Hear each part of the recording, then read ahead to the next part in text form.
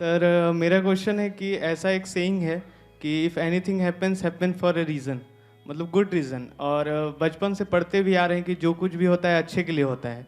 Sir मतलब ये कैसे रेलेवेंट है? और मतलब बहुत चीज़ होता है जिसके लिए उसके लिए कुछ अच्छाई खोज ही लेते हैं अपन लोग, बट बहुत चीज़ ऐसा भी होता है कि जिसका कोई अच्छाई समझ में नहीं आता है। जैसे कोई बच्चा है और उसके बचपन में ही उसके माता पिता गुजर गए हैं।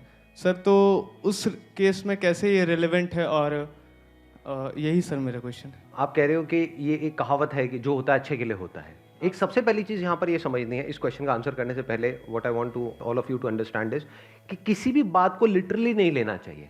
किसी भी बात को एज इट इज मत लो, थोड़ा सा उसमें अपना दिमाग लगाओ कि ज़रूरी नहीं है कि कहीं पे लिखा है, चाहे वो कहीं भी लिखा है, चाहे वो किसी ने भी कहा है, चाहे वो बंदा किसी भी लेवल पे है, किसी ने कुछ कहा है तो उसने एक पर्टिकुलर स्टैंड पॉइंट से कुछ कहा है, तो उस बात को हम हर जगह पे फिट नहीं कर सकते। हर जगह पे फिट करेंगे तो हम खुद ही कंफ्यूज हो जाएंगे। फिर हम क्या कहेंगे कि वो बंदा गलत कह रहा है, जबकि जरूरी नहीं है वो बंदा गलत कह रहा हो। फॉर एग्जाम्पल मैं कुछ कह रहा हूं तो अब अगर मैं कह रहा हूं तो एक पर्टिकुलर स्टैंड पॉइंट से कह रहा हूं, बट उसी बात को पकड़ करके अगर आप और जगह पे फिट करोगे तो वो बात अप्लाई नहीं होगी। फिर आप क्या कहोगे कि नहीं ये बात बेकार है, ये बात गलत है। वो बात गलत नहीं है, आपकी समझ गलत है। तो अब आपने कहा जो होता है अच्छे के लिए होता है। एक्चुअल में लाइफ में जो भी होता है ना वो अच्छे के लिए होता है ना वो बुरे के लिए होता है। क्या अच्छा है क्या बुरा है, उसका रीजन क्या है? There is no reason, there is a cause but there is no reason. ध्यान से समझना, दोनों में बड़ा फर्क है। एक है law of cause and effect. Whatever is happening because of a cause. Earthquake आया, उसके पीछे कॉज है। मान लो बाढ़ आई कहीं पर, उसके पीछे कॉज है। किसी का एक्सीडेंट हुआ, कोई ना कोई कॉज है। बट रीजन क्या है? ये रीजन कहां होता है? ये रीजन आदमी के माइंड में होता है। हम रीजनिंग करते हैं थ्रू आवर इंटेलेक्ट कि हम बोलते हैं अच्छा ये हुआ, इसके पीछे ये वजह है। दैट वजह may be different from a cause. Cause and effect can be measured scientifically, but reason is born in the mind कि हम खुद एक रीजन दे रहे हैं कि अच्छा ये हुआ, ये अच्छे के लिए हुआ, ये हुआ, ये बुरे के लिए हुआ, ये अच्छा हुआ, ये बुरा। ये जो अच्छा और बुरा है ये सिर्फ हमारे माइंड में है। इस यूनिवर्स के पॉइंट ऑफ व्यू से कुछ भी अच्छा बुरा नहीं है। हर एक चीज के पीछे कॉज होता है, एक इफेक्ट होता है। अगर वो कॉज है तो वो इफेक्ट आना ही आना है, दुनिया की कोई ताकत उसको रोक नहीं सकती है। So now what needs to be understood here is कि हम खुद अपना एक मतलब निकाल रहे हैं, हम खुद उसको मीनिंग दे रहे हैं।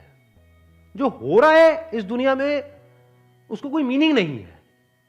मान लो कोई जानवर है, वो दूसरे जानवर को खा रहा है। अब इसमें क्या मीनिंग है? वो खा रहा है क्योंकि उसको भूख लग रही है। क्या वो अच्छे के लिए हो रहा है? क्या वो बुरे के लिए हो रहा है?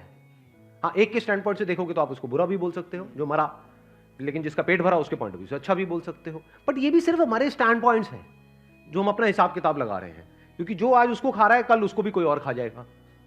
तो अब क्या अच्छा हो रहा है क्या बुरा हो रहा है?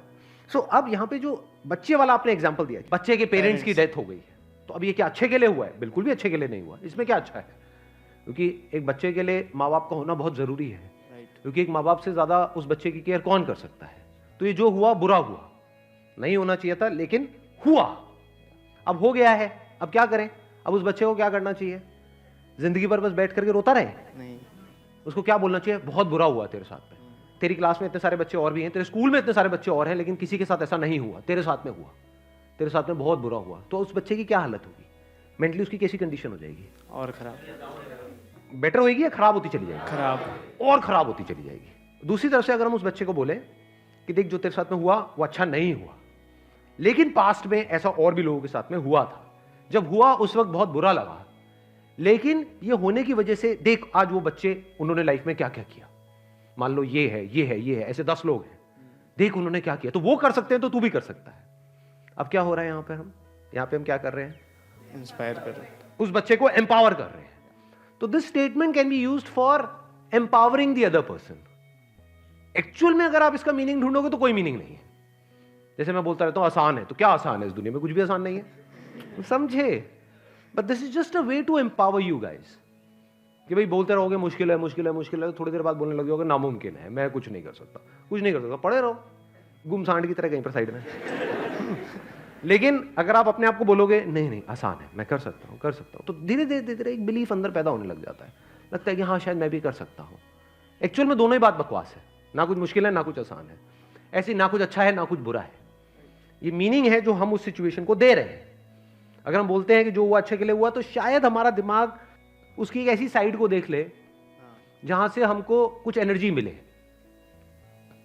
क्लियर है? Yes sir.